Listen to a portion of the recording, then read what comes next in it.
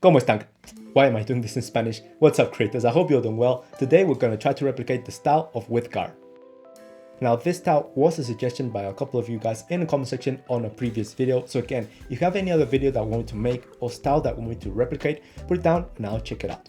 So you know how this works. First of all, we're going to check out some images from his profile on Instagram to check out the main characteristics and just break down his style in general. So when we jump into Lightroom, we know what to do when we're editing a photo and creating a preset out of it. So creators, this is Gareth's profile. I'm not gonna even try to pronounce his last name, but WithGar if you wanna go and follow him and support him. Now, if we take a broad look at his feed, you can see that most of his images are either landscape photography, travel photography, or street photography. We rarely see some portraits because, as you can see, his style is very warm, and when you add some warmth into an already warm tone like the skin tones, you end up with people looking like the Simpsons. But let's start breaking his style step by step. First of all, let's talk about the exposure and contrast. Now, in terms of exposure and contrast, we can see that his style is very flat. What I mean by this is that there's little difference between the highlights and the shadows in his images. The contrast is being leveled, so it's a very flat looking image. Notice how this white building in the background where the sun is hitting directly, we should have a very bright part of the image. In this case, the whites are being brought down, so they're basically gray, they're very flat, and we don't have any clipping or overexposure. Now, opposite to that, in the shadows, we can see that in this contrasty scenario, we should have a lot of loss of information in the street over here in the shadows, but in the other hand, we have loads of detail. So what he's doing is raising up the shadows, either in the basic corrections or the tone curve, and bringing down those whites. Then when it comes to color, the first thing that I can see is that he greatly desaturates most of the cool tones. So blues in the sky, greens, aquas, magentas, all of these tones are going to be very desaturated, very muted, and therefore all the warm tones in the image are going to take a bit more relevance. So this happens in all of his images. Notice how the grass over here is more towards the warmer tones rather towards the cool tones. You can see in both the sky and the sea how there's little blue in it. So we always have to keep that in mind just to try to replicate his colors. Then after he adds this desaturation into the cool tones, he adds a warmth into the image. He doubles down. So you can see here in the shadows, in the midtones, in the highlights, even in the sky, there's always this warmth, this orangey cast. Sometimes it's a bit more yellow, sometimes a bit more orange in the entirety of the image, making these images look like sepia, a bit more like sepia, something like that. Again, sometimes it's a bit less intense, like in this case, and sometimes it goes over the top. So this is one of his main styles. The other one, when he doesn't want to apply that warmth, that intensity, it's basically the same type of edit, but in this case, we don't have that orange added into the shadows or into the highlights. In this case, the image is very warm, but that's just because of the nature of the environment. We can see a lot of brick, a lot of stone, and all of that is very warm, but we don't have any added in the color grading department. In this image, again, we can see the same type of treatment in terms of exposure and contrast and desaturation, but we don't have that warmth in the entirety of the image. So this is just a little variant on his style. That's the style that we want to replicate. Now let's jump into Lightroom and start editing. But before that, as always, I'm going to remind you that these two presets that we're going to create today are included in the Edit Like preset pack V3. Link up here in case you want to check it out. In the Edit Like V3, you're going to find all the presets that we've created in the Edit Like series throughout this season. So that's a great way to save some time and skip all my tutorials, but in the process, you can support me.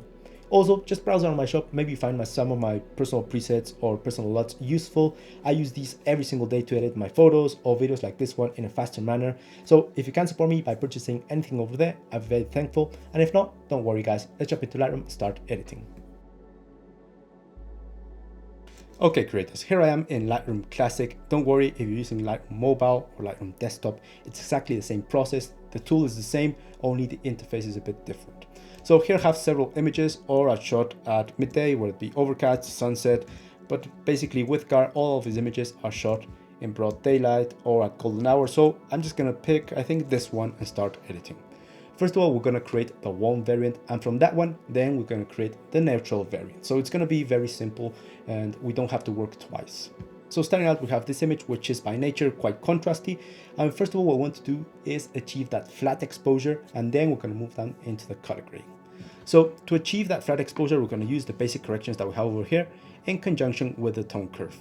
So first of all, we want more information in the shadows and reduce that contrast. So I'm not going to go towards the negatives with the shadows. Otherwise, we introduce more contrast, and we're going to go towards the positives. And in this case, I'm going to go quite high because we want a very flat style. around the plus 80 to plus 90 is going to be enough. And immediately you can notice how there's loads more information in the dark points on our image. Now, just a little parenthesis, guys, right here I'm using a raw image. This is a .arw file, which is from Sony.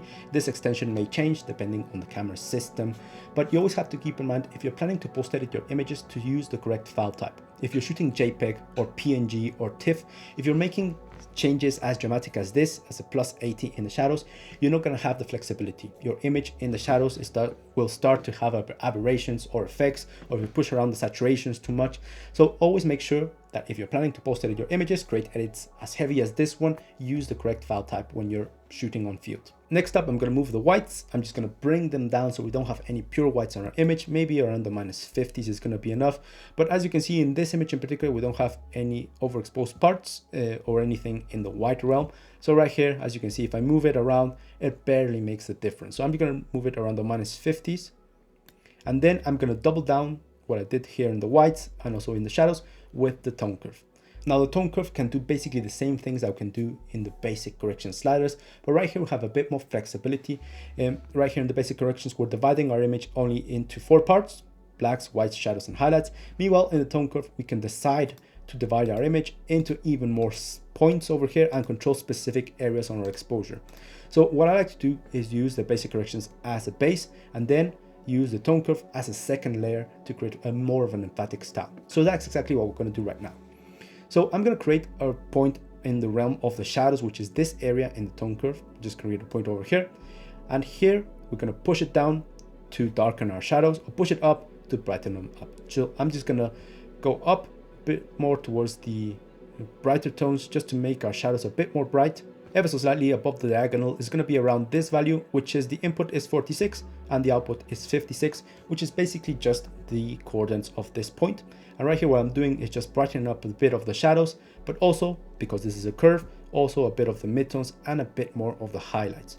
Now the whites, I'm going to drag them down, not towards the left because otherwise we introduce more brightness, but towards the bottom, so we're softening up those bright points on our image, not too much, otherwise our image is completely flat and we start to have a bit of aberrations over here. So I'm just going to go up a bit, ever so slightly, just to make sure that our bright points are well preserved and well controlled and we don't have any pure white on our image. So input 255, output 232. So we can deactivate the tone curve by clicking this eye over here. This is before and after, and our image has a bit more information in the shadows and those highlights are a bit more well preserved, making the image look a bit flat. So we're almost finished with the exposure and contrast, but we also have the presence tab over here. Now, by looking at WithGar style, we did see that most of his images tried to resemble the analog or film look. So what I'm going to do right here is use these sliders to alter a bit of the exposure and contrast, but also reduce a bit of that digital sharpness and digital contrast that modern day lenses and sensors have, just to make our image look a bit more soft, more like images shot with the cameras that we have at the back over here. So texture, if we zoom in, we can see that texture, what it does is add more sharpness or digital sharpness into our images towards the positives. So it looks very HDR, very sharp. And in this case, I'm going to go towards the negatives, just taking away a bit of that extra sharpness that modern day lenses have. Clarity, what it does is add more contrast into the midtones, which is generally the area where modern day lenses are most contrasty and more sharp. So this is exactly what clarity is meant to do, to emphasize the contrast on the center of our image. In this case, I'm going to go towards the negatives, just making our image a little bit softer and a bit flatter in terms of contrast. And then finally, the haze, it does what it says. It adds more haze, maybe in a cloudy day, or maybe if there was some fog, or it reduces it. So what I'm going to do is not go towards the positives, otherwise we introduce more contrast. Towards the negatives, as you can see, this halation effect or this mist effect starts to appear, which is completely unnatural. It's horrible, but adding it in a small amount will create a flatter looking image. As you can see, it adds more like this glowing effect into the highlights and reduces the difference in contours. So right here around the minus 12 or minus 13 is just going to be enough just to add this halation or mist effect or glowing effect to our highlights over here. So now that our exposure is complete, with Y on our keyboard, we can see the before and after, and you can see the difference. Our original image was very sharp, very contrasty, and now we have a softer looking image with a lot more information, and those whites in particular, notice the difference in the whites, are very well preserved. Okay, now we're going to move down to the color grading. Now in color grading, we're not going to do too much. We have two main tools that we're going to use. We're going to use the HSL within Color Mixer and also the color grading. Now let's start off with the color mixer, and right here in essence what we want to do is desaturate all those cold tones that we saw that were very muted in the example images, and make maybe some of the tones that we have more towards the warmer side. So reds, oranges, magentas and purples, I'm not going to move them. What I'm going to do is desaturate the other tones, and as a consequence, by reducing the intensity of the cold tones, the warmer tones naturally will be a lot more dominant in our image. So there's no need to push the oranges towards the positives or anything like that. Just going to leave them at 0, but we are going to desaturate all this area. So blues, first of all, the sky, I'm not going to go towards the -100 because, well, this isn't what we saw in the example images, but I am going to go quite hard. Maybe around the -50s is going to be enough. And as you can see, our sky is losing a bit of that intensity. I'm gonna do the same with the aquas. I always recommend to move the sliders around, in particular of the aquas and the blues, very similar to each other, because sometimes in the sky, you're gonna see the sky is blue, and then you have a little gradient, which is in the aqua range, and it's horrible when you desaturate one and the other one is completely saturated, and you see all this pixelage, and it doesn't look quite good. So always keep these two sliders very close to each other, whether you're pushing them up or pushing them down. Then greens, well, in this case, we don't have any greens in this image. So what I'm gonna do is copy these settings and move to an image that has some greens. So we nailed them down. So I'm just gonna right click, settings, and then copy settings. And then I'm gonna move to this image that has some greens here in the background and over here. Right click, settings, I'm going to paste the settings over here. So right here, the greens are very saturated and very vibrant. I'm going to go again towards the negatives around the -50s. It's going to be just enough. And then the yellows, as you can see, control a lot of the lighter greens. So I'm just going to go around the -20s, 25s. It's just going to be enough. Just desaturate them just a bit. And before we move into the other colors, I'm going to jump into the hue tab over here now that we're working with greens, and change these greens not towards the positives. Otherwise we entertain colder greens, more emerald-like. I'm going to go towards the negatives. So all our foliage is more towards the yellowish side, around the -80s to both of them. And now we have those greens that we saw in the example images that were more towards the warmer tones and very desaturated. Okay, once we have our greens, I'm gonna copy these settings again and move to our original image and paste the settings. If you guys are creating your own presets, I always recommend you guys to test them out in different images, use different images to create the preset in general, so your presets are more useful in several scenarios rather than just being useful in one single image. So that's why I like to jump from one image to another. Okay, so finally here in HSL in saturation, and yeah, I am going to reduce a bit of the intensity on the purples ever so slightly around the -20s, -25. And I'm not going to go too much because normally the purples and magentas will appear, in particular in light-skinned people, around the lips or the nose or the eyes or in the ears. Sometimes you're going to have a bit of magenta and even some purple creeping in. So that's why I don't like to desaturate these two too much. Reds are obviously in the skin tones and oranges as well. So I'm just going to leave this like it is, and I'm going to move down into the color grading. Now, color grading is a tool that allows us to add a tint into a specific area on our image depending on the exposure. So right here we can add a tint into the shadows, into the midtones, or into the highlights, and Lightroom automatically decides which part of your image is considered what. You can also play around with the balance tool to shift that threshold between what is shadows, what is midtones, what is highlights. In this case, what I'm going to do is add a tint into the shadows. It's going to be more of an orangey tint.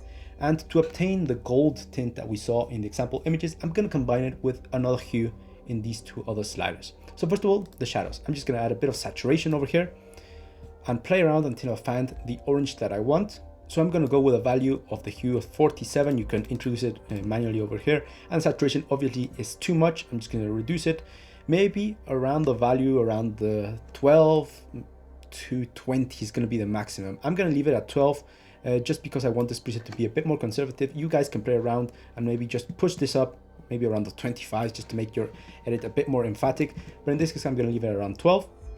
And then I'm going to go into the midtones and into the highlights and add a different hue. In this case, I'm going to add maybe a yellowish tint so it combines well with the oranges that we added in the shadows.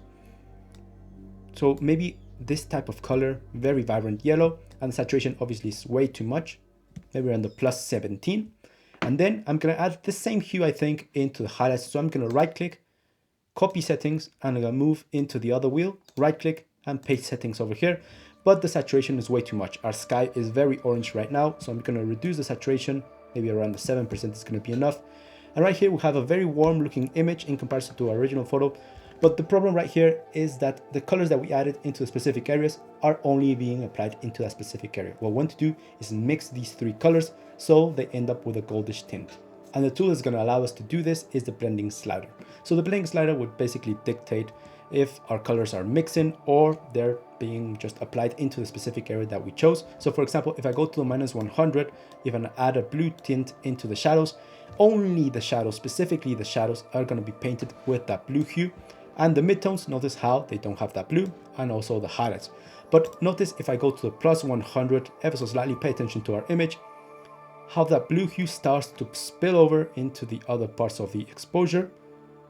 And at +100, all of the image is now being painted with that blue hue and also that yellow hue.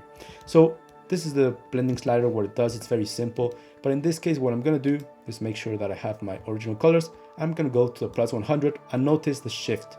Our image is being changed into this warm tone, very beautiful golden tone that we saw in the example images. Okay, so our image is looking fantastic. We have loads more information in the shadows. We have that flat exposure and those warm tones. One thing that is missing is the grain. So in the effects tab, we can add some vignette if you wish. I'm going to leave it at 0, but I am going to add some grain.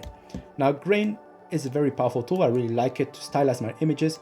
But one thing that you always have to keep in mind is that the values that I'm going to introduce right here are for a 33 megapixel image shot with this resolution over here. Grain is not a tool that adjusts its size depending on the resolution on your image. So right here, if I zoom in, this is the size that I have at 50% at size for an image with this resolution. If you're shooting maybe in APS-C, maybe if you're shooting in higher resolution megapixel camera, this size will look a lot different. So always, guys, depending on the resolution on your image, you guys have to adjust in particular the size to match the correct look that you want. So right here, the size in this image in particular looks quite nice, but the amount is way too much. If I zoom out, it's very distracting. If I zoom in, there it is. So I'm just going to reduce the amount quite a bit on the +25. And if I zoom in, there it is. It's reducing a bit of the sharpness on our image, but not too much. But if I zoom out, it just adds a very nice texture without being too distracting. So the preset is basically complete. We can save it by going into our left panel over here. On the presets, hit the plus sign, create a preset. We're going to name it. And I don't want to mark white balance, exposure, and contrast because these are the values that I use to compensate maybe if my image was poorly shot on field, which is more often than not. And then I'm going to hit create. Briefly, let's test out the preset in a couple of images and then we're going to create the variant. So right here I have this image in the Dubrovnik. I really like this one, and let's apply the preset. As you can see, it's already in the Eric preset pack V3, and I apply it and it looks fantastic. You can notice how the sky is a lot more desaturated, the greens are warmer and also gone, and now instead we have a very flat looking image with loads of information in the shadows. Our image was very contrasty at the start, now it's very flat, and we have that warm cast, very beautiful golden cast added into the entirety of the image. It looks fantastic, very similar, I think, in my opinion, to WithGar style. How about this image of this guy in Venice? As you can see, this image was poorly shot on field. That's why I added a bit more exposure. And right here, I'm going to apply the preset once again. And there we have it. It looks beautiful. It really works well with this type of environment where we have a lot of warm tones because of the brick, because of the floor over here, but it looks fantastic. And we didn't go towards the positives in the reds or in the oranges in HSL. And therefore, our skin tones aren't completely unnatural. They match the color grading that we added. I think we did quite a good job with this preset. Now let's go back to our original image and create the variant. Okay, so the neutral variant is very similar to the first preset that we just created, but it's not as flat. It has a bit more contrast, and also obviously it doesn't have that warm cast. So first of all, go down to the color grading over here. I'm going to reset all these color wheels so we don't have that gold tint that we added. Right click, reset 3-way, and I think I want to double click blending so it's at 50. And now we have a very neutral looking image. And finally, I'm going to reset my tone curve over here so we don't have that flatness. And we have a bit more of a natural contrasty looking shot, and maybe just pull down a bit of the blacks to -50s, -10s, -5s, so it's a bit more punchy and contrasty.